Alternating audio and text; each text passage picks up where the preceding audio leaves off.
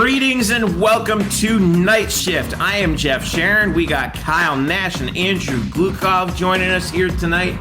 And guess what, folks? It is football preview time. And not just for the season preview. We're actually previewing a game today. UCF and Kent State getting underway now. We're recording this 1 week from the game, Thursday, August 24th. The reason why is because, well, like I said, the game's in 1 week. We're going to normally record on Thursday nights, so you have a show in your box on Friday morning. But UCF is playing, so this is our only chance to actually get you on board with everything that's going on in advance of the game. Make sure you follow us all individually. I'm at Jeff_Sharon. Kyle's at the SOTG for the student of the game. Andrew is at StatBoyDrew on, what's it called now? X, I guess. Heck with that, man. I'm on Threads, man, at Jeff Sharon. I mean, I'm on Threads and Spill at the SOTG, but there is no X, okay? All we do is X go and give it to you, all right? It's a DMX reference. Kyle was waiting for that. Hey, you know, they launched the desktop version as well today on Threads, and that's huge. Eric Lopez also joining us here tonight. Hey. Eric Lopez. What a choke. Oh, that was brutal. I can't play. Had a 1-0 lead, 7 minutes in, and they didn't hold the lead. Thankfully, we're a men's soccer. Men's soccer won. So, all right, that's. What won? Hey, look, we split it. You know, even Steven tonight. If I had to take one. No, we're not going positive. Not going positive. We're not. Yeah, we are. Yeah, we are. You can't. Here comes Chicken Little over here. Yep. Are we falling? They lost. Are we really going to do? We cannot. You can't blow a 1-0 lead. 7 minutes to go. Can't. Well, they did. So. Yeah, that's bad. Bad. Disappointing. Think of it this way, Eric. They're getting it out of their system. You know, if everyone gets one, everybody gets one. Thank you, Spider-Man. If I'm going to sit here and listen to Eric Lopez do this, all right, you guys go ahead and enjoy the show. I didn't know. All right, you guys go ahead and enjoy the show. No, I'm going to throw this curveball. And he's gone. I'm going to throw this curveball. Positive Eric Lopez does exist. Talking about his Dolphins, at least, on the Student of the Game podcast where he came on last week. Where's the bell, Jeff? I mean, it's only for the fact that we're live that I just don't go in full evisceration mode now. Oh God! Eric we're not live, so. Well, we're he crawled back into the cave. He didn't want to deal with it tonight. Anyway, we'll talk. We could totally rip him a new one. We'll talk soccer and volleyball a little bit later, but right now we got to talk about football because we got a week until the season opener. It's UCF against Kent State. It's been a minute since we played the Golden Flashes. 2004 all-time series is tied at 2. Drew, do you remember what happened the last time UCF played Kent State? Yeah, it didn't go well. No, it did not go well. Josh 2004 Cribbs went insane on UCF. Hashtag free Josh Cribbs for all you Cleveland Brown fans out there, including my old buddy Anthony Lima. But anyway. Well, I mean, hello, McFly. I know. Hey, listen, I'm not even going to give the Browner a hard time. Josh Cribbs is a force of nature. God bless him. Oh, yeah. He was one of my favorite players. Kent State's also my mother's alma mater. So I've always had a soft spot for them. And she would always say, hey, the game's always sold out because we knew we were going to lose. We just didn't know how. Yeah. Well, UCF has actually lost the last 2 games against Kent State, I should mention, in 04 and 03. 03, I think that I don't know if that I can't remember if that was Mike Kruzek's last game, but he was the head coach. In fairness, that was both of those games are part of that 17-game losing streak. They never got a chance after that. True. UCF's last win against Kent State was in 2002 in a game that I called on student radio. That's how far back we're going. 32-6 win in front of about 400 people in a deluge at the Citrus Bowl. It was an absolute mess. By the way, here's one for you, Mr. NFL Kyle Nash. Do you know who the head coach of Kent State was at the time? I'm sure you're going to drop some amazing knowledge on me here. Dean Pease. Dean Pease. That's right. The longtime defensive coordinator for the Baltimore Ravens was the head coach at Kent State at the time. So UCF is trying to get revenge on the Golden Flashes for those 2 losses in the final 2 seasons Quick note, in Jeff, the MAC. You Yes. talk about calling that game. The other two would have been getting drenched in those stands as MKs if the number serves right. Well, So- you were there for the first one, I was there for First game. 2002. Absolutely. but not the last one. Yeah, that's Yeah, why. the last one was in Orlando. The last game was in Orlando. The one in 03 was up in Ohio. Correct. Yeah, I So, was. yeah. Kyle, being the elder statesman, you were class of '99, right? In high school. 98. You were '98. So yeah, he was finishing up his career. Me being a few years younger, had to witness all of that. So now that we've established we're old, we are all very old, here's- grumpy men. Kent State, things have been better for the Golden Flashes. They finished last year 5-7, 4-4 in the MAC under Sean Lewis. He left for Colorado State, and the Golden Flashes come into this year picked last out of 6 teams in the MAC East, and with the fewest points in the voting total out of all teams in the MAC. Behind even lowly Western Michigan in the West Division. But anyway, Kent State not predicted to do overly well this year. This is despite the fact that in 2021 they were pretty good. They won the East Division in the MAC, lost in the MAC championship game to Northern Illinois, and lost to Wyoming in the bowl game. But they get to open the season this year against our very own UCF Knights, who, as we know, are starting their first year in the Big 12 Conference. A long way from the MAC, to be sure. Early line on this game, by the way, Thursday the 31st at 7 p.m. It's on FS1. The consensus spread has UCF favored by 37 points. But according to OddsShark, but 62% of the money is on Kent State to cover the 37. I'm going to start with Kyle Nash here. Is there a possibility of too much of a look ahead here? I wouldn't rule it out, but I only say that in the concept of how you say not beating the spread. I only have them winning by 30 myself. No, I don't see too much of that happening here. And really, listen, when you see this, I think this is definitely an opportunity for tune-up, mostly within the beef. Obviously, the worst-case scenario involves injury and all that sort of stuff. We don't want to talk about that too much because boo. But, I think this is a good opportunity for game action for anybody all over the depth chart. And I think any member of the coaching staff, whether it is Gus Malzahn as the executive, such that it is, or Addison Williams on defense or Darren Hinshaw on offense, they're going to get this is another game where you're learning what you got, all that other happy stuff in game action. And I think this will lead to who your locked-in starters will be starting with Boise State. Yeah. It is Drew, I like the fact that we're actually not starting with an FCS team, although based on the rankings and what you were telling us before we went live, you might have been better off with Kent State is probably about as close to an FCS team as you can possibly get while still being in FBS, no? Correct. Yeah, I mean, you may be, insulting a few FCS squads by North Dakota State call. They're a little pissed about that. Yeah, anyway. the Dakotas are like, the hell, Clyde? No. You look at just going to let that one sit for a little bit. Okay. Yeah, but look at the first two home games. You got Kent State, you got Villanova 2 weeks later. Expect both of those to have plenty of opportunity for the depth, the red shirts, to get game time in before the conference slate really starts picking up. Remember, 9 conference games now. Things have changed. Joining the new conference, the schedule's a little bit different. So I expect Kent State to be not a close game. This team was gutted. They lost their head coach. He left to become the offensive coordinator at Colorado. And then everybody left. This is basically a new team that's just been scratched together. So, the expectations are incredibly low. However, that also makes them a little bit dangerous because they're unpredictable.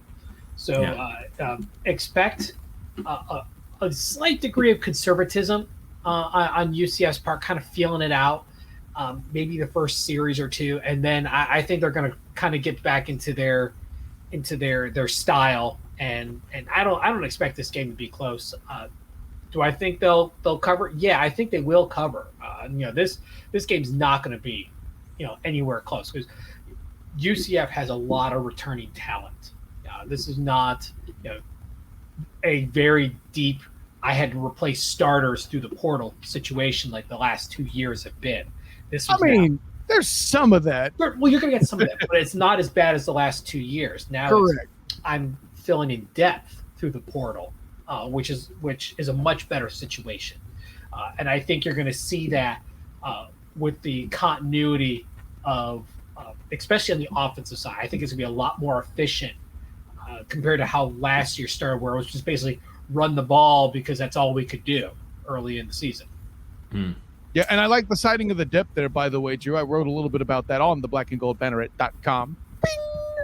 But I had the thing. Dadgummit, Kyle. There we go. This is one job, Jeff. I'm doing the voice acting because it's still the preseason. I knew it was coming here. No, it's not the preseason. The regular season's happening now. We are in regular season mode now. Okay, then why is the backup and the voice acting making the bell happen? Then take the L. It's okay, Jeff Sharon. I like it. No, but all that aside, I think this is one of those games where it's good. Listen, I think it'll be fun as a college football fan to watch the big games that are going to happen in week one. LSU, FSU, right here in our own backyard in Orlando, by the way. That's all great. Well, hey, Eric Lopez isn't here to defend his Knowles, so you can say that, Jeff Sharon. Yeah. But I'll go with him. Yeah. But with all that in mind, I think this is a fine tune-up opportunity to get the depth in those important spots in the trenches, another chance to gel before they get, air quotes, real action. No disrespect to the Golden Flashes. No, that you can disrespect them. Oh, okay. Your mom would. Kyle, you've been hearing from some of the players and the staff and the run up to this game. Insofar as we still have obviously a whole nother week that we're going to be looking at, but at least as of right now, right. Anything that jumps out as something to watch, or something that we weren't thinking would happen but will, or we weren't thinking would happen but probably, or we wouldn't think would happen but might, in terms of lineup, who's going to be out there, who we're going to be seeing. I don't think you'll see any big surprises lineup wise per se. But what I'm going to be watching is will we see, like we saw in the spring game, Jeff, meaning do we see one John Rice Plumlee airing the ball out? Are we seeing a lot of stuff in the air? Does he have fewer attempts on the ground? In a game like this where the last thing you want is a few nicks and cuts coming out of a game against the Golden Flashes such as they are, I expect it to go airborne. Yeah, that's right. I said it. They're going to throw it a lot.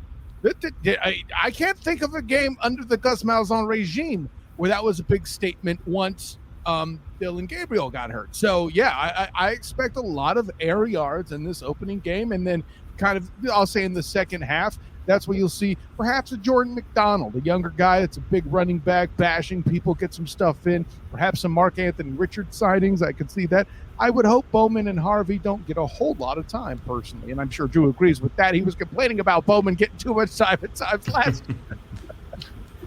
Well, I was always critical of the number of carries Isaiah Bowser had last year, just because he had, we knew he had some durability issues, and you have to save him for the big games. And this time around, UCF's running back core is even deeper now than it was last year. They were really good last year. So that's a hell of a statement, but I agree with you, buddy. I didn't think of that till you just said. Well, who else agrees with that is Gus Malzahn.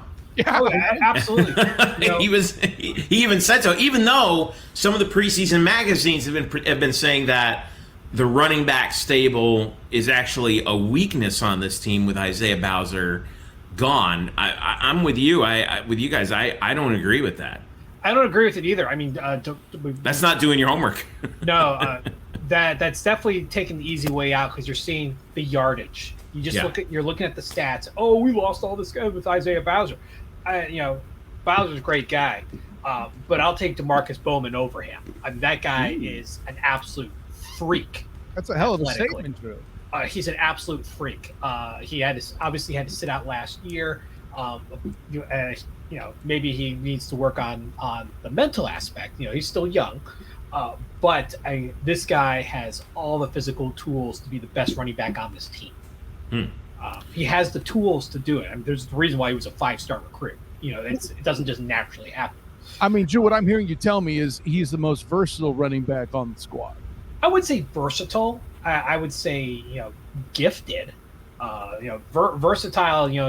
I would say Johnny Richardson's more versatile. You can line him up. Really? You can't run. Well, hold on. Johnny Richardson ain't running nobody over. That's no. The last thing Richardson is versatile. Richardson can play as a receiver. He can play as a returner. Okay. That's versatility. No. I mean versatile as a running back. Come on now. Don't change the argument to make yourself right when you actually screwed up. Take your out. Let's move forward. That's not it. That's you not understanding the assignment.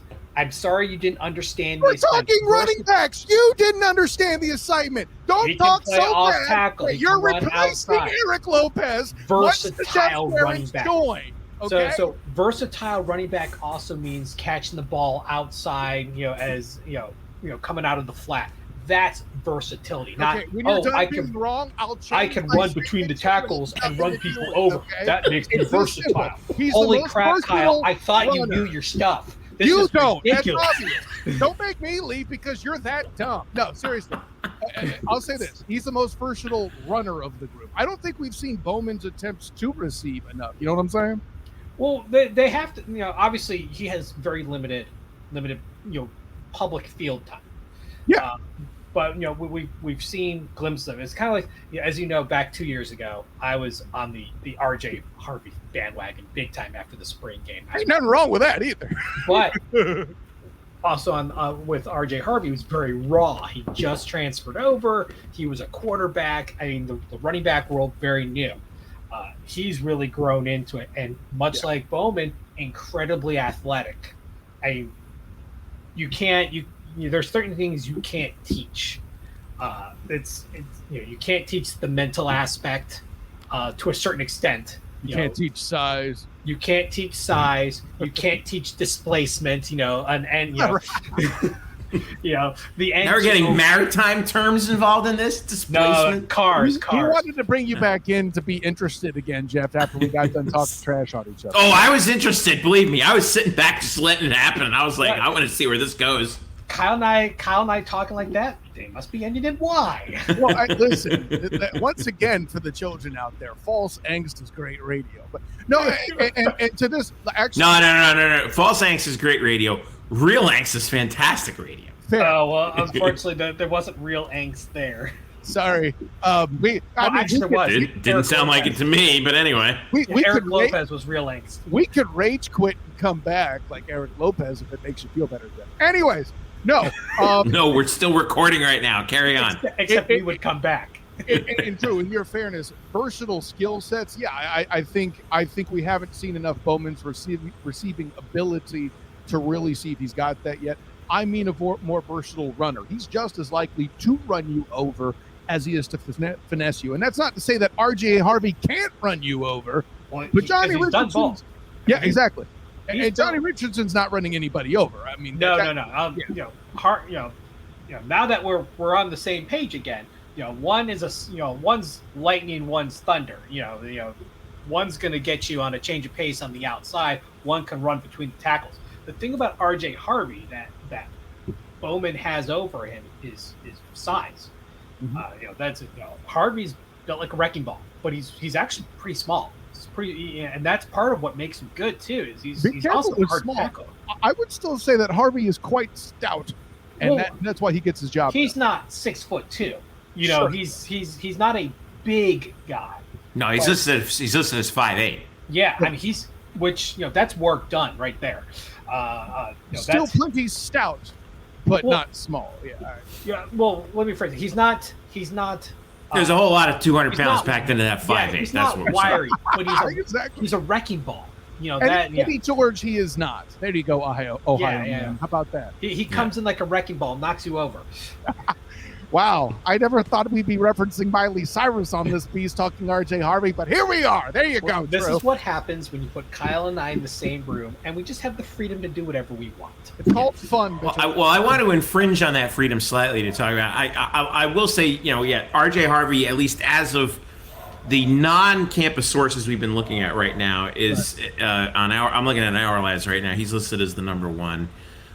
We'll see when the depth chart comes out early next week, but Johnny Richardson, then DeMarcus Bowman, then Jordan McDonald. The guy who I'm really interested to watch, and Kyle, I think this is going to come to you. We'll talk about the defense in a second.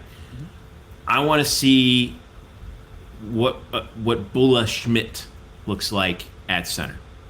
Yeah, that to me is the second most important position in the offense, and he's the guy. Obviously, he's the guy who starts to play, looks at figures out the protections and all that with JRP.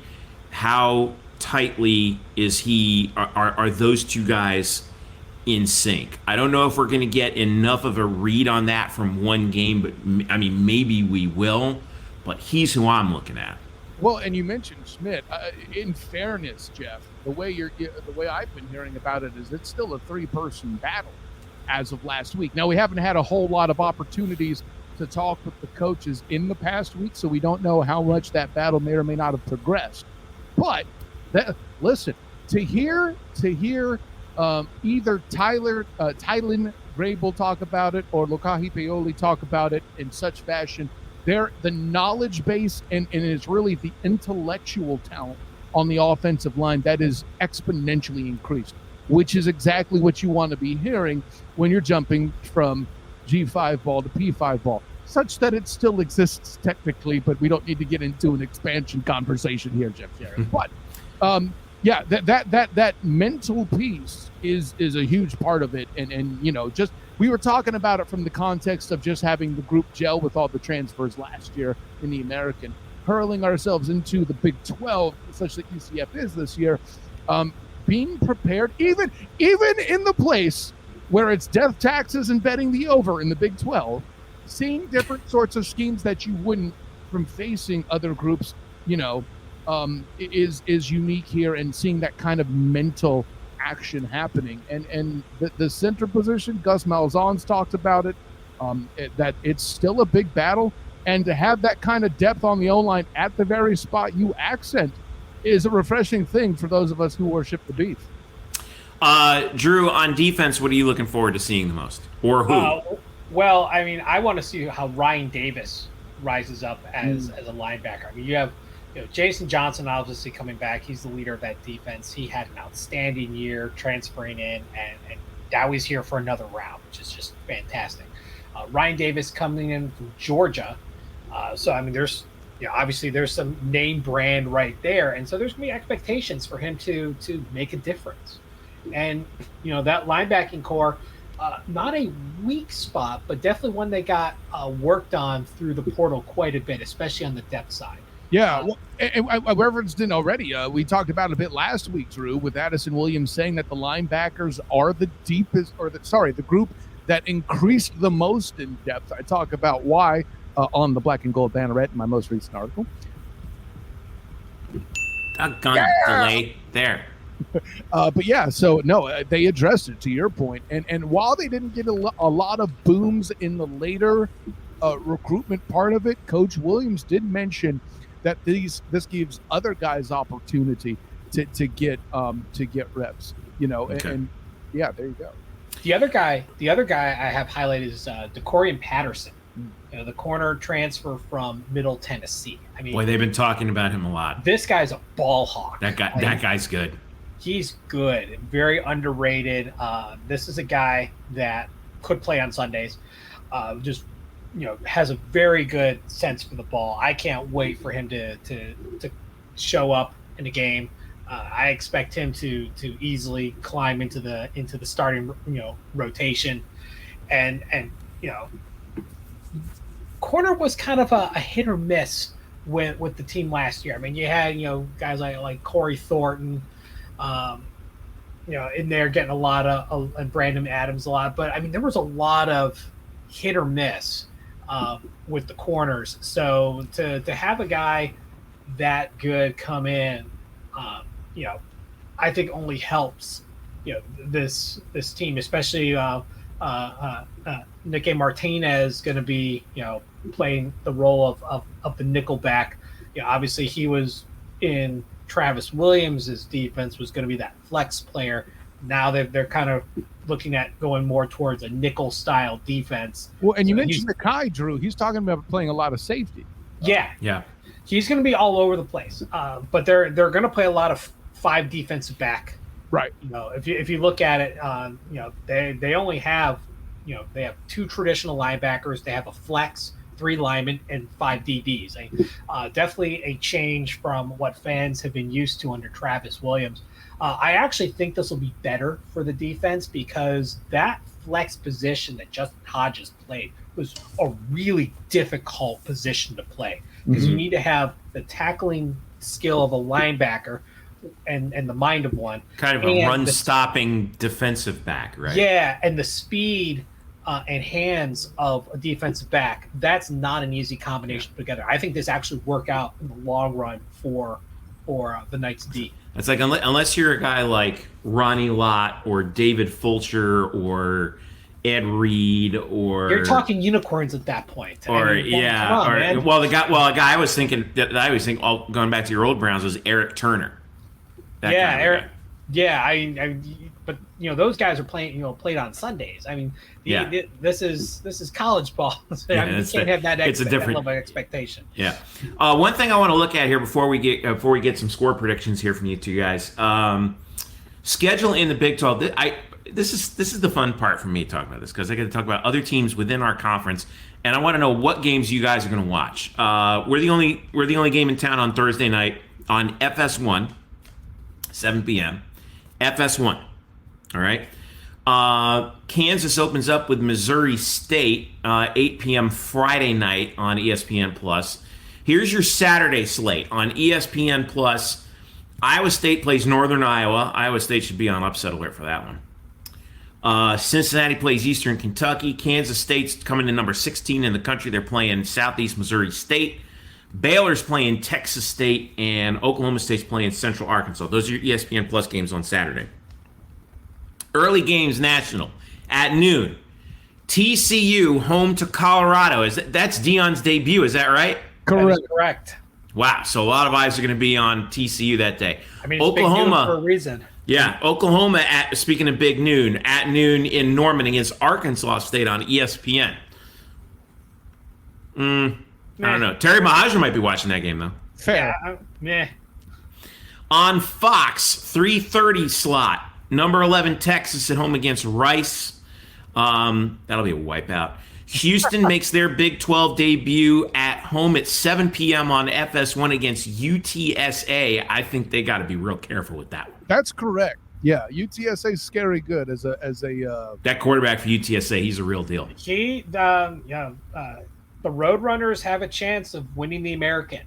They have a chance of being. They're my pick to win the American. Yeah, actually. They have a chance of going to a New Year's Six bowl. Yeah. Which, as Kyle and I have a personal connection to UTSA, so as a result, we always have. I can't speak for you, Kyle, but I always have a soft spot for them. Hey, listen, he wouldn't return any of my texts, so I ain't that worried about it. Who is this, by the way? He fixed the glitch. This is a former marching knight instructor who then went to. You're talking about Dr. Ron Ellis. That's right. Correct. Okay, he is at UTSA. That's right. Last little bit here, prime time before we move on. Penn State at 7:30. Number 7 Penn State against West Virginia in Happy Valley. That's on NBC. CBS at 7:30 has Texas Tech at Wyoming, and then BYU plays Sam Houston home 10:15 on FS1. Lopez is back. He's decompressed from the. Jeff, you missed. Why are you talking? Hold on. I've recovered now from Bryson has. We gave you some time. Time. Okay, say your piece. Bryson talked me off the ledge after one of the. Really, I mean, in all seriousness, one of the 5 worst UCF women's soccer losses I've ever seen. Ever. Like, you can't You can't blow a 1-0 lead with 7 minutes to go. I mean, that is a gut-wrenching loss. And Georgia's a good team, but man, they better learn from that. You can't lose that. Why am I hearing West Virginia, Penn State? Because we were looking at the rest of the schedule, and I was asking Kyle and Drew, what Big 12 games you guys are going to watch on Saturday? Oh God, no, not that one. Heck no, that is an awful. Are you going to game. watch Texas State at Baylor? That was the one you missed. No, I won't. No, here's the answer. Don't watch any of these games. Go watch. Go get a life. This is off the ledge, Eric Lopez. Are we serious here? This is post decompression. This is one of the worst opening weekends in the history of the sport. It's embarrassing. Thank God. There's one good game. There's one good game that's worth even watching, and that's it. Here he comes. It's LSU, Florida State. Mr. Nash will be there. I will be there. That's it. The rest of the schedule, just flush it down the toilet. Flush it to toilet. Reboot it. It's just great. Here's the problem. That game's on Sunday. What do you do Saturday? Yeah. It's okay. I'm going to be calling volleyball. I'm calling volleyball. That's what I'll be. Maybe I'll watch South Carolina and North Carolina. No, watch UCF volleyball, Drew. Be a UCF fan. Be a UCF fan. That's what you need to do. Be a better UCF fan. Let's go. Jenny Bauer. I'm doing research. Yeah. So, well, let me ask you this, Eric. In that case, since you're not going to be watching the game, any of those games, which game will be the highest rated? Oh, here we go. That weekend. Oh, Florida State, LSU, easily. No. I'm not talking I'm talking about which Big 12 game will be the highest rated game. Oh, it's definitely TCU, Oklahoma, Colorado. Texas. Oh, the opening weekend. Yeah, the opening weekend. Yeah. It's gotta be TCU, Colorado, man. But that's a noon game though, Drew. People are gonna. But Drew's right. I agree with Drew. You don't think you're saying it's not going to be Penn State, West Virginia on NBC in prime time? No, because West Virginia is terrible. Yeah, but it's Penn State. Yeah, but people are going to tune out. The thing is, Deion Sanders is going to attract a lot of casuals. that are fans of him, not the team. I don't care what the clock says. Whenever Deion's coaching is prime time, baby. All right. You're waiting. No, you're right. You're both. Kyle and Drew is correct. Deion Sanders is by far the most interesting story of the college football young season. By far, people will be interested in Colorado. Absolutely. At first game, I think they got a chance against TCU because I don't think TCU is very good this year.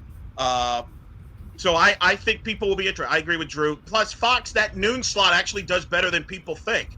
Because at night, you got way more games. You got Carolina, South Carolina. You got all this other junk going on. So UFC, I think, probably has a show that night. So there's more competition at night than there is at noon.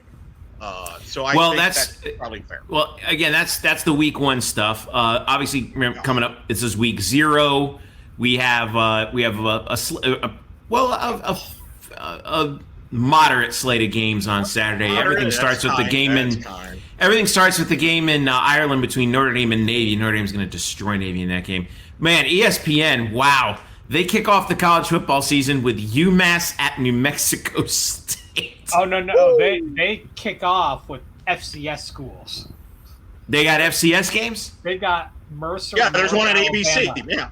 Yeah, ABC. See, Elo, aren't you glad you didn't come in during this part? You'd have been back on the ledge. Yeah, 3:30, Jeff. Mercer. I want to know what you guys have been talking about.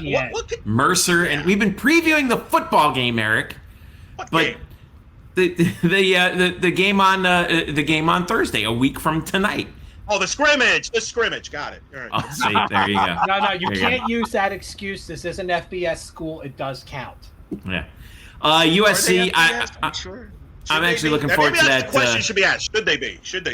Actually, we did have that conversation. Well, they're about. Yeah, we concluded that they're about as close as you can get to FCS while still being an FBS. But anyway, so that's the matchup for this coming Saturday. But of course, the full slate starts the following Saturday, 31st of August, Thursday, 7 p.m. FS1. Eric, give me an idea. Are you thinking TV viewer numbers for FS1? This is the first time we've been on FS1 in a long time. Yeah. I think, was it the Maryland game in 17? Yeah. Yeah, I was there for that. Yeah. Don't expect any. Don't expect viewership for that. I'm gonna say I'm gonna go on a limb and say not good. Like they're not going to release it. No, they're not CBS Sports. They may not. It may not crack. I mean, first of all, you have Florida, Utah head-to-head on ESPN. You have Nebraska, Minnesota on Fox, regular Fox. I don't care about any of Which them. is where all the Nebraska, hype will be. Minnesota. And then- Ooh. Well, wow. Nebraska gets good viewership. Just you can say you. I mean, you. Right, they have a big following. It's the first game there. I mean, Matt Rule. Look, there's two conferences that draw ratings. It's the SEC and the Big Ten. I hate to break it to you guys. No, and I get that. Drew Florida, knows this Utah very well. Like, so yeah, Florida Utah Yeah. is a big rematch from last year and all that. I get that. All right. I mean, this one will not draw big enough. Did you guys make your season picks? At least there's an. No, we haven't made our season picks yet. No, we're going to make them next week on the site. So, in addition, we're also, I wanted to introduce this too. We're also going to be doing our version of 12 for 12, if you will. Our big 12 questions for UCF heading into the Big 12. And we're going to start dropping those on Friday the 25th and pulling them off across the entire week leading up to the football game. Last thought, Drew. Well, I was going to say at least UCF starts an hour before that Florida-Utah game, so they get a chance to pull a few people before they lose into the other game. Yeah. And if things go well, the game might be over by then. Who knows? I mean, competitively, that game's going to be over. That's what I'm saying. So I mean, this game's It better be over. yeah. First, Well, Bryson Eric Turner might have confirms to with tune us. Yeah. Bryson Turner confirms with us that the last time UCF played a game on FS1, it was the game at Maryland in 2017 after the hurricane. Hey, let's all hope Eric Burris is full of crap as usual and there's no rain on the forecast. Haters gonna hate. Aaron, which game are you tuning into? The season hasn't even started yet. Eric is just throwing grenades in every room he goes by. It's chose just- That was I mean, God, the whiplash with the soccer at the same Here we time go. was just brutal. Unbelievable. All right, well, we're going to get... Blows. Speaking of which, I think he needs Let's- a hot pocket. Maybe let's a get hot to that. tea. Because the soccer team split on this Thursday evening. First Thursday with soccer on both sides. First of all, let's get this out of the way first, Eric, because I know you. Georgia against UCF on the women's side. Yikes, man! UCF had a 1-0 lead, and then Georgia scored in the 83rd, and then in the 83rd minute to tie it, and then 55 seconds to go. They get the game. They get the go ahead in Athens. Now, all right, let's step again. I'm going to pull you back off the ledge here a little bit. Okay. All right, good luck. Is this? I know. Blow a lead with under 10 minutes to go. Long term. Looking at this in the RPI, does this one hurt all that much? We'll see. It depends how you think they'll do in Big 12 play. I mean, Georgia hopefully will be pretty good. A lot of people think they'll be pretty good. But, I mean, it's not even about the opponent. Georgia's pretty good. It's not even – look, it's just the way you lose a match. Losing like that in soccer is like blowing a 4-touchdown lead in football. It really is. To not even get a result is brutal, and hopefully they learn from that. They got a quick turnaround. They got to be at home. They're young. They had some chances early. They took the lead. But then Georgia pushed it on them, and you wonder sometimes if teams play a little bit too cautious. We didn't get to see the Purdue match, but I know Purdue made a late push on UCF as well. Mm-hmm. You can't play not to lose late. Yeah, we didn't. We didn't talk about that because they did get the road win at Purdue. Now, Carolyn Delisle made a tremendous save at the horn, basically, to preserve a 1-0 win. So they're 1-1 on the road against SEC Big Ten competition. All things considered, and I know what you're saying about like blowing a lead and like how you lost and like in the locker room. Yeah, that's gotta suck. But the RPI doesn't care about that, right? It only cares about. Did you win? Did you lose? Did you tie? And all things considered, like you said, conference play notwithstanding, I don't think that this doesn't blow the season by any means. No, you hope you learn from it, but it does bring concern. Bryson and I were talking about this because he was just as livid as I was. I mean, we couldn't believe it. I want to see angry Bryson. No, Bryson's amazing. I don't. Angry Bryson. I don't. I don't know what that's like, and it's unpredictable. Give me angry. All the more reason I want to see angry Bryce. Trust me, I'm calm. It makes me look calm. Depend with his fire. His fire. That fire. I want to see the rage of 1,000 suns. Rage. All right. Well, but no, look that they got about. But you just hope it's not a trick, because when you get into the Big 12, these are the type of matches you're going to have to hold leads. Teams are going to come pressure you. They graduated Dario Rajayi in the midfield. Possession of the ball. Who's going to do that for this team? Defense, they lost. Graduated CAC. That's an issue there as well. So I mean, it's just tough because you're right there. You hope that players don't. Well, we've got Caroline Delisle at goal. We're fine. No, you gotta keep playing, and that's the hope that maybe this in the long run we'll learn from that and move forward the rest of the year. Because I mean, just in soccer terms, that is brutal. It's well, they're back on it on the 27th against UNF for the home opener. Yeah, quick turnaround at 5 p.m. So yeah, relatively quick turnaround. That one's going to be on ESPN Plus, and then they go back on the road at Penn State on Thursday the 31st, across from the football game on the road at Happy Valley. So that's a really good Penn State team. That's a good Penn State team. Yeah, but you snag that one. I don't know. Nothing can cancel the UGA loss, because then you're kind of like, oh man, we could have had 3 on the road against these teams. But what can you do? I mean, that's the sport. So you want to see them, but you want to see them handle UNF. Just take care of them. Oh, right? No, yeah, you don't want a hangover from this. Yeah, you don't want to hang over this. And you know what? Let's not play ever again. Any UCF sports ever play in Athens, because just heartbreak just happens in Athens for you. Really, we don't need it. So Eric, let me flip football the had a script brutal little bit. loss. We just don't need it. Sure. Let me flip the script on you. And so you're obviously on the men's side, huge win against Clemson. Monumental win. 2-1 win against the number 4 team in the country. Yeah, you're talking tonight. Huge. So the big question is, also on the 27th, they play Stetson. That's so wrong. There you go. Nice word. Very word. Is it possible for a letdown at that point? You're riding that high on that huge win. No, you're right. Fair. Is that a trap now? It is a trap, right? I don't think. Look, you're right. That is interesting to see how they come out with that. I mean, you can make the argument it's the most significant regular season win in program history. There's obviously big.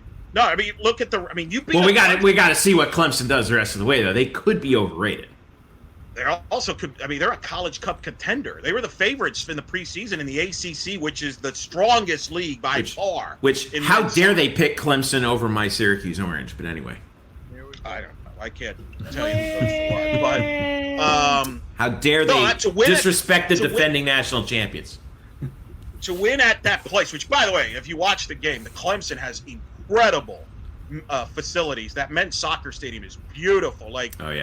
Can we? Man, we got a long ways to go from a facility standpoint across the board in the next. People think we should be expanding the football stadium. Yeah, not so much. Anyway, so. They give up a goal 25 seconds in through a penalty kick, and they responded very well. They kept pushing. They tied it up. Clemson got a red card. It made them a man short. UCF took advantage of that. Bryson and I spoke to Scott Calabrese before the match, and he said, I want to see how they come out against Clemson, and they responded very well. So that's a huge win. Yeah, and I want to get to that. Actually, we're going to get to that right now. So we did have our full preview with Scott Calabrese. This one's pretty lengthy, about 30 minutes between Eric Lopez and Bryson and Coach Calabrese. But he gave us a full preview of this team, Eric. And I'll let you lead into it. But I think that overall, and it's only become more so after this first game, that this is the remember the ads, the most interesting man in the world. This is the most interesting team on campus because they're in the Sun Belt Conference with West Virginia, the only other Big 12 school that has men's soccer. Big 12, SEC do not sponsor men's soccer. So you guys have South Carolina, Kentucky. Kentucky is a top 5 team. Marshall is an early preseason is a preseason top 10, top 15. I think they're 11th coming in. And you got West Virginia's kind of knocking on the door of the top 25. So I think this is the most interesting story coming into this year, given the irregularity of the competition that they're facing, Eric. We can discuss that in the back end of the interview. I mean, I think everybody has some interesting stories. All sports, as we're previewing all the sports. But men's soccer, certainly it's unique. They're in the Sun Belt after a great run in the American, how they would do from that standpoint. And you mentioned it, Bryson and I earlier this week had a chance to talk to head coach Scott Calabrese, talk about life in the Sun Belt and what can Knights fans expect from this year's version of UCF men's soccer in the Sun Belt and beyond. All right, joining us now, he's the head coach at UCF Soccer. They get their season going, and we're back in it. It's going to be an exciting year, an inaugural year in the Sun Belt. Of course, great non-conference schedule. Of course, Scott Calabrese joining us here on Black and Gold Banneret. Coach, how you doing? I'm doing well. Happy to be here. How are you guys doing?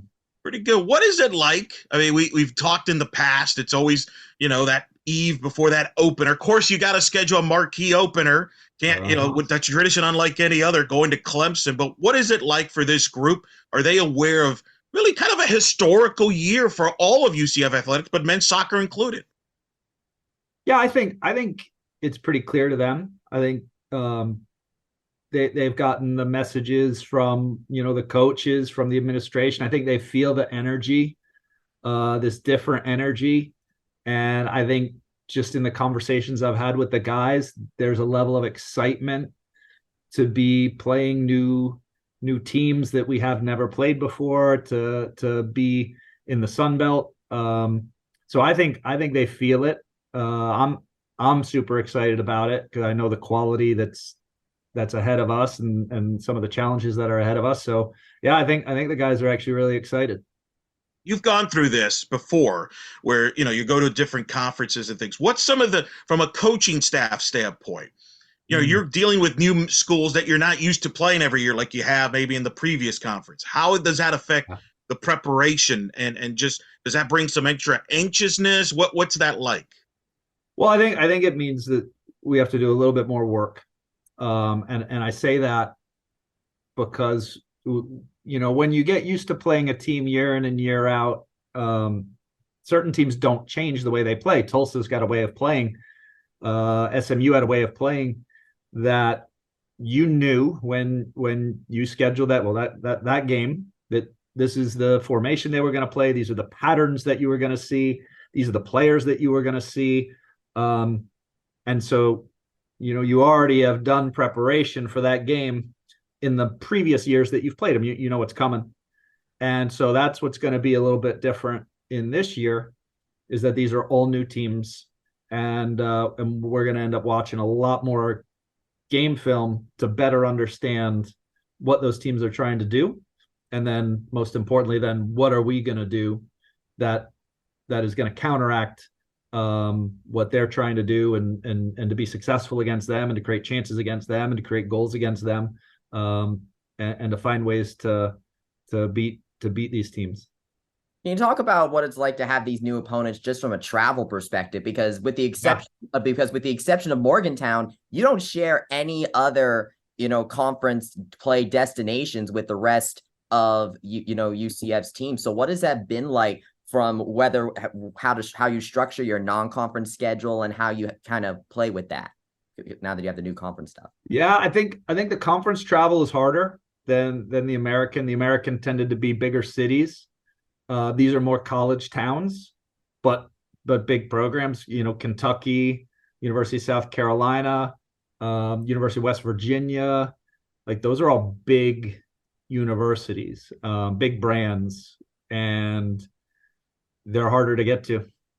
So I think that's one of the challenges that we'll have is in the travel. In terms of how we structured our non-conference season, I would say that that's really down to we want to challenge ourselves. We need to play games that are important games, that are significant, that give us an opportunity to get RPI points, to build our resume for the NCAA tournament. And there's a few teams in there from a non-conference standpoint that'll help us do that. There's definitely teams in the Sun Belt that'll help us do that. So I think we've got a really good group of teams that give us the opportunity to build a really strong RPI in case to be in the NCAA tournament. So that's definitely part of it. And then we want to be able to get these teams at home. And so as part of the agreement with Clemson is, okay, yeah, we're going to go and we're going to play Clemson, but then in either, 2024 or 25, Clemson's going to come and return to UCF. And then that's going to provide our fans with an incredible opportunity to go and see a marquee game right here in Orlando. And I think that's something that we're always trying to do with some of these bigger teams. Speaking of big teams going home and home, you also have FIU back on the schedule. It was a conference matchup last year, and now FIU is going to be coming here. I mean, with the state of Florida being a soccer state as it is, I imagine it's kind of fortunate that you have in-state opponents that you're able to schedule for those purposes you mentioned earlier. Oh, for sure. For sure. I think the in-state opponents that we have, there are some RPI ones, and then there's also some local ones that are really good. And I'll say this, it's good with some of our weather to be able to schedule some guys that are local as well, where if you get a game that is unfortunately either postponed due to weather, you can go right there and play that game the next day or later on in the season. So, we've got great local games that we can play. We've got some awesome talent, other teams with really good RPIs in the state of Florida, and we're going to play all those games, and then we're going to go out of region a little bit and play like the NC States of the world and the Clemsons of the world. Well, I would assume too that helps, though, that you could play teams from the ACC, which has been the strongest conference in the sport, and you got teams like NC State coming to your place this year. You mentioned Clemson in the future. That helps too from a geography standpoint. Yes, it's a little bit of a flight, but it's not cross country. That's got to be a benefit. Yeah, it is, and that's something we've targeted that for a while. We've played Wake, we've played North Carolina, we've played Clemson, or we will be playing Clemson. We've played NC State. So, having the ACC in that close proximity and being able to get those schools to play home and homes, I think that's a great situation for us, and we'll keep trying to schedule those games. Let's talk about your team, then the roster. Of course, we got to start with Luca Dorado. What he's meant to your program. You've coached some great players. I mean, Cal Jennings comes to mind for me as the best maybe soccer player I've seen in person that played at UCF. Just talk about Luca and his knack for having come up with the goals that he's done throughout his career and what you expect from him this year. Yeah, I mean, there's so many positive things that I can say about Luca as a player and as a person. First and foremost, he's just an incredible person. I think we start there, and he's a great teammate. He's a loving guy. He loves his teammates. He loves his team. I think he really feels at home here at UCF.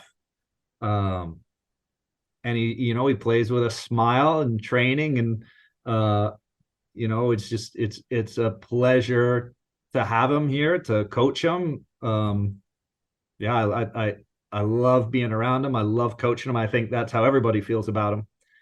As a player, there's no doubt he has a knack and an ability to score goals in big situations, important situations. And he gets better and better at it every year. And I think I really enjoy coaching him and helping him grow in both the soccer side of things and in the human side of things. And I think we're going to see great things from Luca this year. Well, one way that it really helped Luca get elevated to the way he was the support he got from assistmen like Mauricio Villalobos and Gino Vivi, both of which are off this year. Gino off in the MLS and Mauricio off in Europe. So can you talk about this new midfield and who else we could see kind of get into that position to set up players like Luca for goals? Oh, absolutely. I think all of the top strikers except for one in the world need some assists, right? And the only one in the world that doesn't really need too much help is Messi. Everybody else needs their friends to pass them the ball at the right moment. And I think what you're going to see is that there's going to be some people that step up and fill that role of a Mao, of a Gino. Some of those guys were here already. I think AJ is going to be a guy that is going to help us in the attack from the midfield position. Sometimes he'll be a little bit lower, sometimes he'll be a little bit higher. You're going to see, Anderson. We're going to get Anderson forward quite a bit on the left side, and then Timo on the right side. And I think those guys from the outside back position, you're going to see a little bit of a different approach, because I think both those guys can help coming forward out of the back. And then I think we've got two young guys who have come into the team that are very interesting in the middle, and that's Yanis Bellatrache, French attacking midfield player, really smart player. I think he's a player that's going to help us. Saku is another guy who I think over time will develop and help us. And we're excited to see what those guys are able to do, because I think there's a lot of ability there. And then we also have a guy, Clarence Ardois, who is transferred from Oregon State, and he's a guy that has a knack for the goal himself as well. And so, I think in most of the top teams, what you'll see is that it won't be just one player that's scoring the goals. That usually you've got a player that's got somewhere between 12 and 15 goals. And then you have 2 or 3 others that are each chipping in 7 goals, 6 goals, somewhere in that range, usually a winger or 2, or an attacking mid and a winger. And I think a guy like Clarence, he absolutely has goals in him. I think Giannis has goals in him. We want to see Ema step up this year and be a threat on the wing, which I think he can do. There's some other young guys. It's still quite early for us. I want to say we've only really been in preseason camp. I don't think it's been 2 weeks yet. So we're seeing a lot of promise from a lot of different sources. Well, and that's the thing that's always marveled about soccer to me. You and Tiff have, I think, one of the toughest jobs in that, when your players come back to report, you have a short period of time before your opener. So you're kind of learning on the fly. And we've discussed this at length about how it's a sprint. And that's why you've campaigned for being a 2-semester sport in part because of that. So Absolutely. how as a coach do you, cram there's that balancing act of you want them to be on the same page and have that chemistry. So you don't, but you want to also kind of implement a lot of stuff. How do you balance all that? It's really difficult. And no matter what you do, especially I think we play in a more complicated way than a lot of other teams. And I do think it takes longer for us to really understand, for the players to understand how we're going to play. So you're going into your first game and that you have not covered everything that you need to cover. You are underprepared. The only solace you can take is that you also know that the team you're playing is also underprepared. and it's probably going to be a matter of, okay, if hopefully what we didn't give enough attention to doesn't hurt us, and that we put our efforts and our energy and our focus on things that are really going to help us. And we hope that what the other team didn't cover, we hurt them on. So it's something that it's a gravity problem. We know we're not ready. It's difficult as a coach where you want to control everything, right, and get all that information to your players to know it, but you just have to live with it until we change our system. And the best thing we can do is we can change our system so that we can better prepare our players and that they go into the season more better organized. Where are we as far as, I know we've talked in the past about it. COVID obviously threw a lot of those plans back in the back burner. It's especially as far as becoming a 2-semester sport. Tennis has now become a 2-semester sport since we last talked. So they're going to that route. I don't know if they stole it from you guys or not. But where are we with that? Are we any closer to that? And is there even a consideration of maybe starting the season a little further back if you can't get the 2-semester, maybe starting the season a little later to give you even more time, the preparation? I think the last I heard on the conversation is that we had to wait until we've had this transformation committee come down with some new directives, right? And so the transformation committee met. They've put forth all these proposals. A lot of these proposals have been adopted, and all of the, I guess, mechanisms, the administrators that were moving towards this 2-semester model said, hey, we have to pause until we understand what the NCAA looks like before we can say we can do this or not. So now that's happened. And I'm not 100% sure where that leaves us. I think the coaches still want to move forward and create a better system.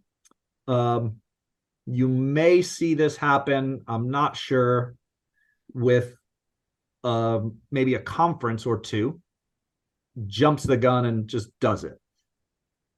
Yeah, I don't know if that's what's going to happen, but I've just different conversations I've had with various people have said that is a possibility, that a conference may decide, okay, no, we're going to do this, because they have that power to do that if they're a P5 conference. I'm not sure if P5 even exists anymore, if it's P4 or what it is, but there's still a desire to do it. I'm not fully aware of what now the next step is. But I'm sure it'll come back up at the end of this season. And I hope we move towards it, because I think for so many reasons we've discussed before, this is a better model. Yeah, and I agree. Go ahead, Bryson. It's an interesting direction, because you talk about the P5, but of course in men's soccer, 2 P5 conferences don't have men's soccer, the Big 12 right. being among them. And and speaking of power, you have 3 Power 5, programs in your first conference schedule with West Virginia and Kentucky, and then throw in Marshall in there, the former national championship. I mean, that's a pretty big conference opener right there from that perspective. For sure. I think there's some big teams that are, you have 2 SEC teams in there in South Carolina and Kentucky, and then you've got UCF and West Virginia as the Big 12 teams. So there's a few P5s right there, and then of course ACC sponsors it, and the Big 10. Those are big conferences for men's soccer. So I think there is amongst that group and a number of other programs that maybe aren't in the Power 5 a real desire to move in the direction of a 2-semester model. Well, though everybody figures all that out, which I feel like everybody's trying to figure out college athletics nowadays. We'll worry about what's going on the pitch. I want to start talk about your defense, and start at goal, of course, and Munoz. What did you where have you seen from him this offseason, the growth? He was so young last year, learn on the fly, if you will. What did you see? What have you seen from him going into this year? I feel like there's a ton of growth in Wanvi, and that growth is in his calmness and his presence, where he's a really fiery guy and an intense and passionate guy. Maybe sometimes during last season, in his first season, it went to a point where it didn't help his performance. It started to hurt his performance. And I think where he's gotten to now is that he's just stronger mentally. And I think it's really, when things are going well, it's really easy to be strong mentally, right? It's when you give up a goal, or your defender makes a mistake, or you play a pass, or oftentimes it could be a teammate that plays a pass that is the wrong pass, or the referee makes a decision that you don't like, right? In those moments, I think that's when we're going to see Wanvi as a more mature person. And I think he'll still have passion to him. He'll still be fiery and intense, but I think what you'll see is it won't he won't get carried away with it, and he'll be able to then pay attention to what's important and perform in the moment. And I think that's going to be the biggest step that Wamby's going to take, and it's going to make him a better leader too.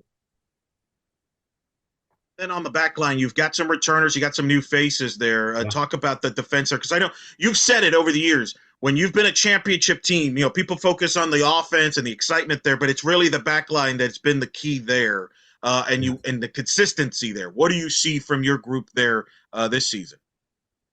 Well, I see a lot more maturity. I see more consistency in the way that we're able to play.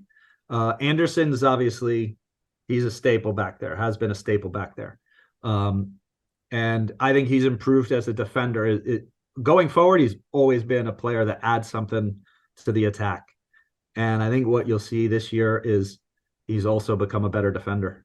And so, that's the left back position. And then Rafa was a transfer from Pitt last season and had an up and down season because he had a lot of injuries. He had a lot going on academically too. He was a very strong, he was in a very strong major as a grad student, and it put a lot of pressure on him. And we don't often talk about this, but that took away a bit from the energy he could give to the football. And I think you're going to see a different Rafa this year. And we'll use him sometimes as a left center back, and we'll use him sometimes as a left back. And that might give Anderson a little bit of a chance to get higher on the left side if we play Rafa as the left back. And then you've got a couple other guys in Jonas, who's come in as a graduate student. I think he's got a lot of potential to help us. Had a little bit of an injury in preseason, but now is coming back from it. But I think you're going to see great things from him. And then I'm really excited to have Zane Bub back. Another player who struggled last season with injuries very early on. He had an ACL, so he's back. He's a transfer from Virginia Tech. He's got a physical presence. He's got a presence in terms of leadership at the back. He's 6'4". He can win balls in the air, which is something that hurt us last year, is set pieces. And I think he's someone that can help us with that. And then we have Timo's back. He was another player that was injured for most of last year. And so Timothy's back. He's healthy. He's starting to get back to playing football at the level he's capable of. And then we added a guy, Ron Dekan, who he's an Israeli player, and I think he can help us as a right back. And these guys all bring something different. And we still have one or two other guys who are also coming back from injury that I think when we have everyone healthy, there's going to be some tough decisions that we'll have to make as a coaching staff in terms of who's going to play. But I think we're going to have a strong back line, stronger than in the past 2 years for sure. Sounds like you've got more depth that maybe you've had the last couple of years. Obviously, it's some injuries you had to deal with last year, which I know you don't want to talk about because that's part of the game. But you did get hit with some injuries that kind of hurt your, kind of exposed perhaps some depth issues you had. Do you feel you've got that depth this year, especially? And it sounds weird to say this since we're used to this in summer in Florida, but it is hot, like in the 90s to 100, and that could play a factor from a conditioning standpoint early in the year. There's no doubt. So we're going to play Thursday, then we're going to have to turn around. We're going to have to play Sunday. And the reality is that we're not going to be able to play the same team Thursday and Sunday and then turn around and play Friday. So we're going to need to go a lot deeper this season. And I think we have that in our team. We still have some guys coming back from injury that I'd love for them to be healthy, because then I would feel like, okay, we have real depth, because I have to make a choice, not have the choice kind of being made for me because they're not available. But I do think when everybody's healthy, that we have real depth, and we have real depth in every position. And I don't think that was the case last year. I do think that's the case this year. You're coming off of your first losing season in your tenure here at UCF. Obviously, injuries kind of affected that, and the American was supersized. But I just want to ask, how do you rebound from a season like that maybe doesn't go your way from that perspective? Well, what I'll tell you is it started the day after the season ended.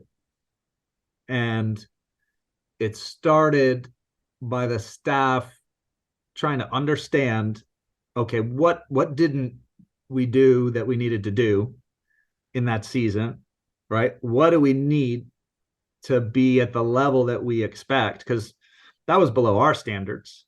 What do we need to do to be at the level that we expect to be at from, let's say that season ended November 10th, from November 11th till August 24th. What do we need to do?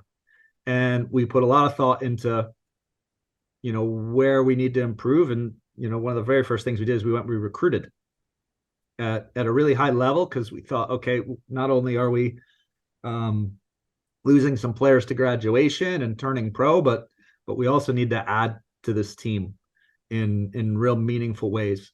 And so I felt like we worked incredibly hard in that off season, because I feel like you're going to suffer. Either you're going to suffer in January, February, and March by being on the road, or you're going to suffer in September, October, November. And we decided, okay, we're going to really work in January, February, March, and recruit at a high level. And I thought that was really important. I think we did that. And then we worked with the players that we had. And, I think one of the signs that we have a good program and a really good culture is that, some of our top players, they're all here, right? When you look at Anderson and Luca and AJ, and, there's a lot of guys. That was a hard season. Losing seasons are very difficult. And they are like, nope, we're in. We are here. We're with UCF. We love the team.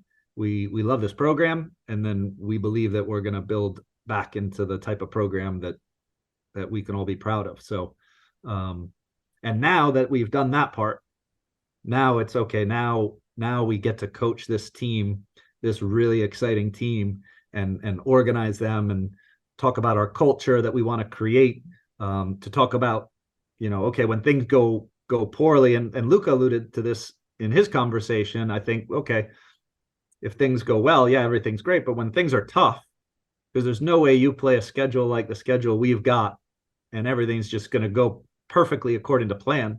These other teams are too good. And so when things are tough, and if, let's say, we concede a goal, how do we react to that? Let's say we have bad moments in a game. How do we react to those moments? That's going to be so important. And I think that's where the culture of this group is significantly better. We'll of course see that. Well, and it gets going against a team that many believe are picking to go to the College Cup, and Clemson was a favorite in the ACC. 100%. You've told me this in the past, that you will learn something about your team, that you always have a question or two in your mind going into that opener, that you're going to get some answers. Yeah. What questions do you have that you're looking forward to finding out about your team starting this with the opener against Clemson? Yeah, I think the number one question is, because it's going to be tough and it's a great environment. All right, what's the mentality of the group? All right, how do we react to the tough moments? When things go poorly, how are we hanging our heads, or are we picking each other up, and are we working for each other, right? And I think when we see that and we get to understand that, we'll know if we're on the right path or we need to bring attention to that. I think we're going to see a different mentality. I think it's all going to start with the mentality of the group, in good and in difficult times, how we deal with that, and that we're unshakable in those moments. And then that'll tell us a lot, because I do think we're learning how to play in this style with so many new players, and that's going to take a little bit. But that's okay. That's understood. That's understood that on day one we're not the finished article, but that we're working towards it. Well, Coach, good luck this season. Appreciate you taking the time from a busy schedule to talk to us, and we'll look forward to seeing you out there throughout the year. Great talking to you guys. We will see you soon. And that's Coach Calabrese joining us there. Thanks to Ryan Ladika, who helped set that interview up, as well as Kenny Landis, who's out in Clemson. We've got multi-SIDs all over the place. That was prior to the Clemson match. And the depth, and I think the depth that Scott Calabrese mentioned there at the end of the interview showcased itself even in the Clemson match. That was a key. He did not have depth the last couple of years. Injuries hurt them in that regard.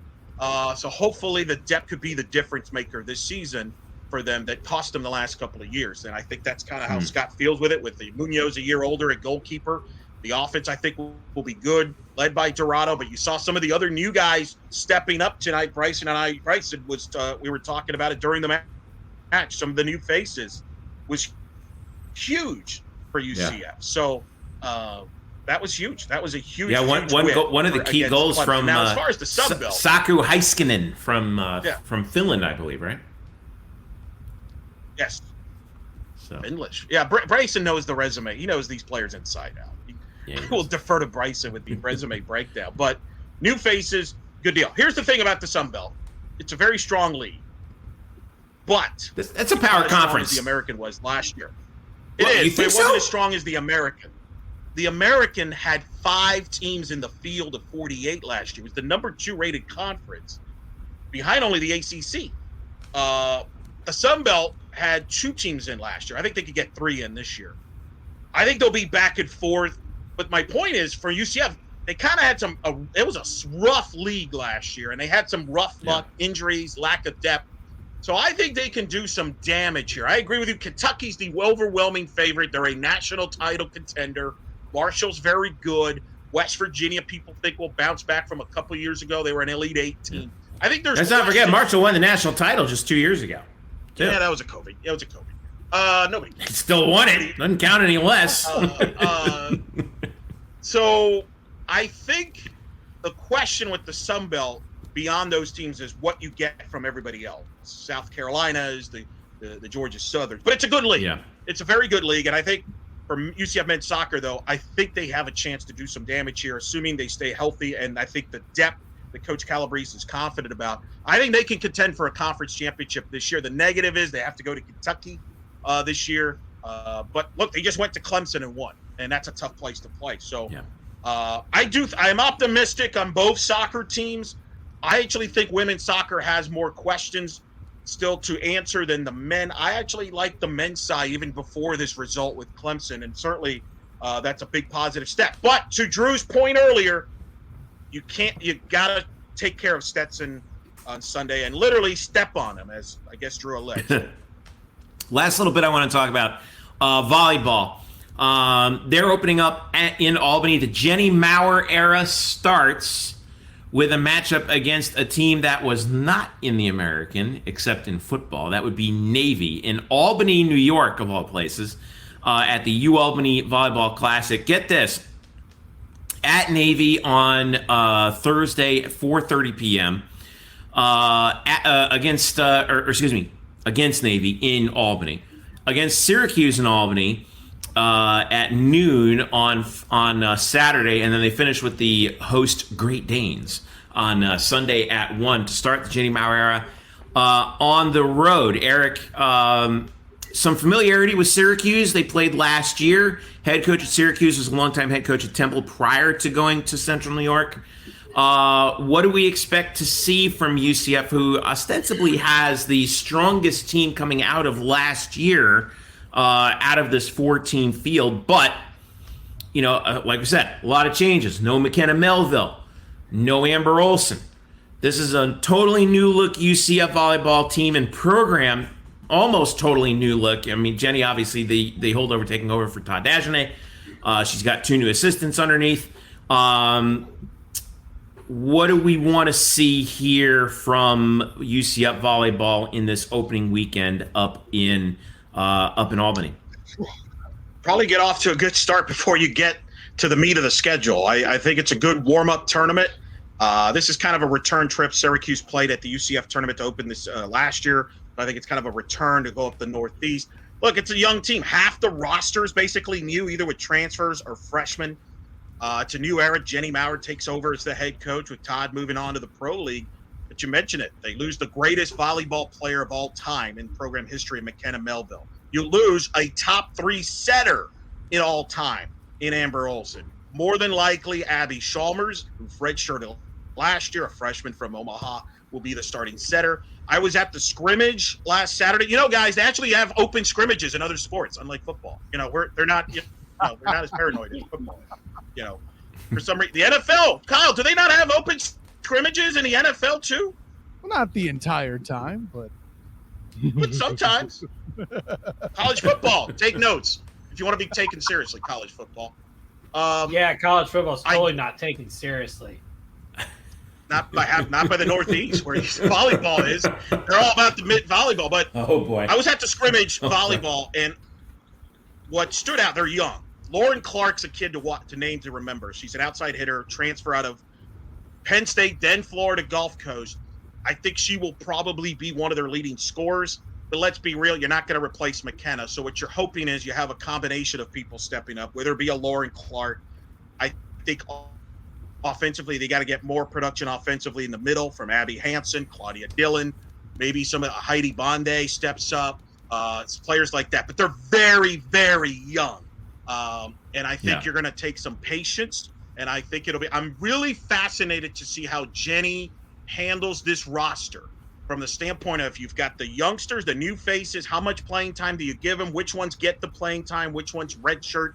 You have some of the veteran. It's an interesting roster, but they got to get off to a good start because it's not going to get easier after this weekend. They host Mississippi State next weekend. Wake Forest at home. Florida State's in the non-conference. Got a road trip to the Big Ten there, and then the Big 12 starts, which is going to be a gauntlet. That is going to be a challenge with Texas in the league for one more year. The defending national champions are in the league. Baylor's good. TCU's good. Houston become a trendy pick to a lot of people to make a deep run to Tampa, which is where the Final Four is this year. So tough challenge for this young team. How quickly can they grow up? That remains to be seen, but it's definitely a transitional year. I'll tell you where this team looks a lot different. Sheer size. And that's where Jenny deserves a lot of credit because, you know, she knows that's the one thing. UCF ran on athleticism in the American. You can't do that in the Big 12. So you have to match size with size. And I'm looking at this roster. Here we go. 6'2", 6'4", 6'5", 6'5", 6'4", 6'4", 6'3". That's a lot of big. And not just middle blockers too, outside hitters, left sides. Emily Wilson's back. Britt Carlson, who I'm really interested to see out of Washington State. We already know how good Heidi Bonde is. I'm really looking forward to it. Like you mentioned her, I'm looking at her to step up. And then the one freshman, I don't know how much we're going to see of her, but I'm really interested to see what they do with Ava Armour, who's the freshman from Colorado, who's the daughter of Justin Armour. Kyle, Andrew, you guys remember him, former NFL wide receiver. She's 6'5". She's got all the measurables to be a superstar. I think that, and I don't know. I'm really interested to see how that works out. It's very young, though. Very young. It's going to be growing pains. Well, yeah, and that's the thing, especially when you're playing 5-set matches. How do they go through this? It's the complete opposite of last year, which had all the experience. Really was a team that coached itself. Was a player-coach team.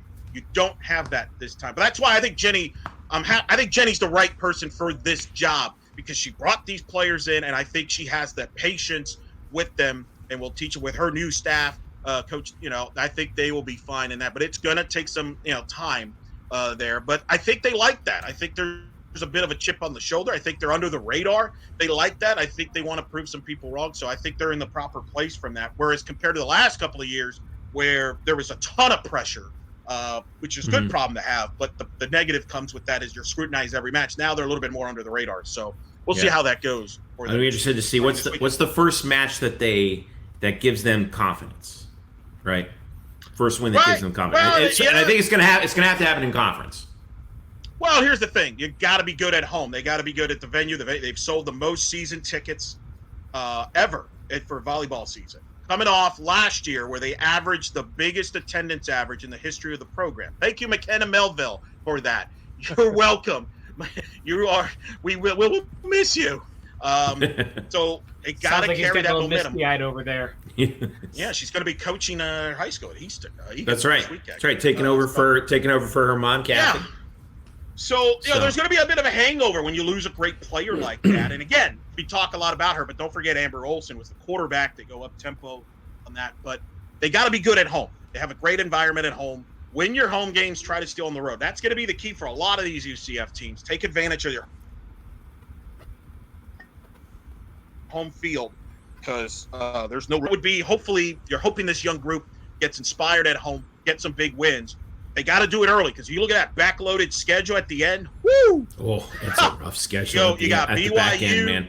Holy moly! Yeah, BYU, Texas, Iowa State, Kansas, all in the back end. Oh my God!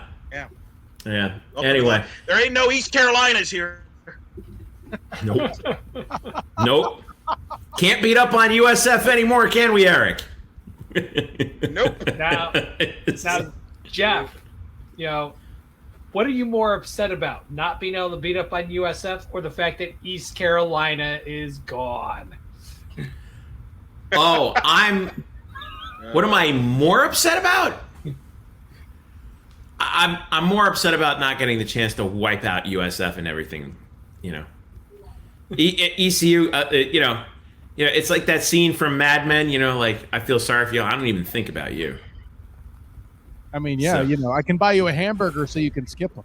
Anyways, here's a anyways, I didn't watch Mad Men, but I love that scene. All right, so we're gonna finish up here. We got a lot of stuff coming out this week. We're gonna do our Big 12 questions. Elo, give me a quick preview because this was your idea, and we're gonna turn it into a whole series. Not just looking at heading into this season, but in the ongoing future for UCF, our Big 12 questions. Well, we'll talk about the post-Melville era in UCF volleyball. How is that going to look like, everybody? We'll discuss that. We're going to discuss where we're going to spend UCF's money and tell them where to spend it. I know Drew's looking forward. This is my favorite thing, by the way. I just want to say. Where to spend money? Yeah, probably the spending other people's money. That's exactly what. Yeah. Yeah, let's ask the accountants here about that. That should be fun. So we got those 12. We'll have 12 questions like that. Previews, volleyball season preview. Bryson has that up, as well as men's soccer, women's Bryson soccer. Bryson got them. We got the men's soccer one up. The women's soccer one's up. Great job by Bryson as usual. That's right. Luca Dorado interview in part of the men's soccer preview, as well as interview with Coach Calabrese that you may have heard here.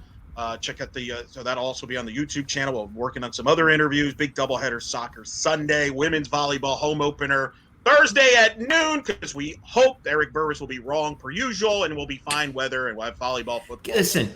If you want to make fun of somebody, make fun of one of the other guys, not a UCF guy like Eric. He does his best here. Who, by the way, Andrew and I both know personally. So there's because he was stop. Okay, but tell him to stop worrying about weather 30 days out. Like, no, man. Just that's literally his job. Get a real job. I can real job. Yeah. Wait. What? Whoa. No. Eric, Whoa. You should not be telling anyone about real jobs. Oh no. Hey. Don't spoil the secret, Drew. Don't spoil the secret sauce, Drew. Damn. It's Thousand Island dressing. Oh no, Drew, what are you doing? Oh man. Snake Bill Dumbledore. I gotta get out of here before we really do get in trouble 1 week before the Bring game. Your raincoats. It's gonna be Bruno wins. Hey, I was at the Marshall Monsoon. We don't know. Listen, we'll figure it out. We'll have football previews and weather forecasts and all that stuff for you next Thursday. Don't forget, Night Shift following the game live right here on our YouTube channel. You can also follow us on Instagram. You can follow us on Facebook. You can follow us on Twitter or X or whatever the hell it's called. You can follow us on Threads. We are there as well, Black and Gold Banneret. And, of course, blackandgoldbanneret.com, your home for all UCF news around the world of UCF sports. Kyle, you're going to be taking care of some football stuff for us as well as we finish this out. Drew, you got some. You're going to have your weekly column going up. Eric's going to be keeping an eye on the TV ratings. It's going to be fun, man. It's going to be different. We're kind of letting our hair down a little bit more this year, ain't that right, Kyle? I mean, I still have my backwards hat on, but yeah, no, we will be letting our hair down. I notice I asked you to do that and not Drew. Come on, be nice to the follically challenged. Yes. So, all right, for all of us here on Night Shift and Black and Gold Internet, I'm Jeff. For Andrew, for Eric, for Kyle, special thanks to Bryson. I'm Jeff. Thank you so much for listening. Enjoy this weekend. We will catch you 1 week from now. Post game, UCF Kent State. Season's underway, folks. Enjoy the weekend. We'll see you then.